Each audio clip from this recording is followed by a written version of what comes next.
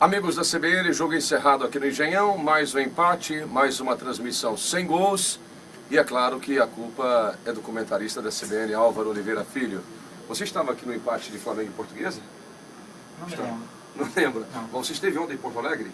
Também não me lembro. Você esteve hoje aqui ao meu lado? Hoje sim. Bom, Álvaro, sem gols, os dois times lutaram bastante, criaram oportunidades concretas de gol hoje aqui? Criaram. Foi um empate bem diferente daquele que a gente viu na quinta-feira entre Flamengo e Portuguesa e do que a gente viu lá no Sul, entre Internacional e Vasco.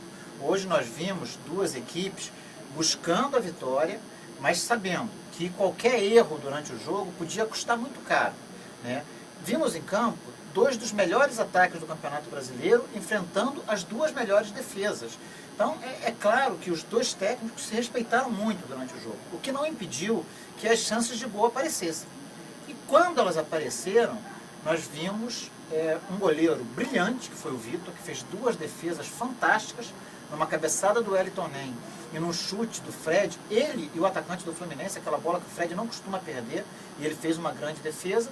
E do lado do Fluminense, vimos um Diego Cavalieri que também fez algumas defesas importantes. Não tão brilhantes quanto essas do Vitor, mas também fez algumas defesas importantes. O que mostra que o Atlético Mineiro não abriu mão de atacar, né? Só num determinado momento, ali a partir dos 30 minutos do segundo tempo, percebendo os resultados da rodada de um modo geral, que foram favoráveis ao Atlético, Deu uma segurada. Que o Atlético priorizou a marcação. E aí o Fluminense, nos minutos finais, foi para cima. O Abel fez substituições que deixaram o time mais agressivo, tirou o Thiago Neves, colocou o Marco Júnior, ficou com dois atacantes de velocidade pelas laterais do campo, e depois tirou o Wallace, puxou o Jean para a lateral direita e colocou o Wagner no meio campo. Então o Fluminense ganhou em qualidade também no meio. E com isso, nos minutos finais, foi o Fluminense o time que esteve mais próximo do gol. Chegou a marcar esse gol, né, mas foi prejudicado pela arbitragem. O Vicente Romano Neto, assistente do Rodrigo Bragueto, anulou um gol em que o Fred recebeu a bola em condição legal.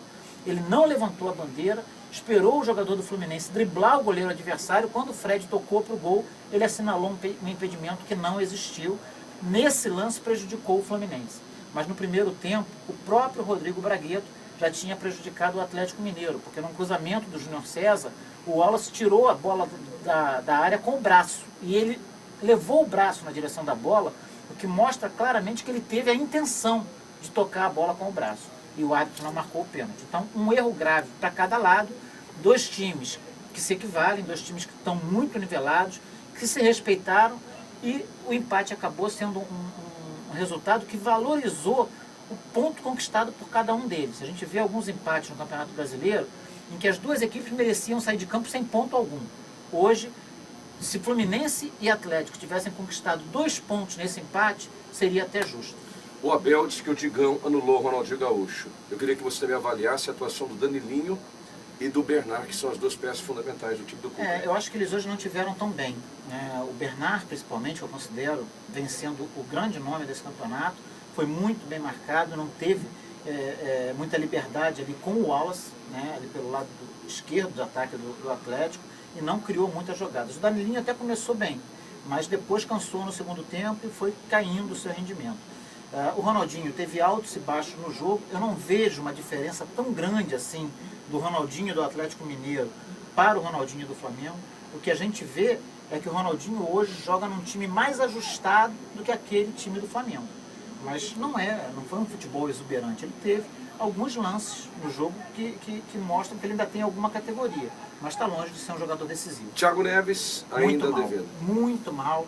Acertou um lance no jogo, um cruzamento para o Wellington Nem, que obrigou o Vitor a fazer essa defesa que a gente falou. Só isso. Errou todos os lances. Pouco para quem tem a alguns passes de forma bizonha, né? Ele avança com a bola e passa num lugar onde não há nenhum jogador do Fluminense. Ninguém entende o que ele tenta, né? Ninguém consegue compreender, porque às vezes o jogador erra, mas você consegue captar o que ele está tentando fazer.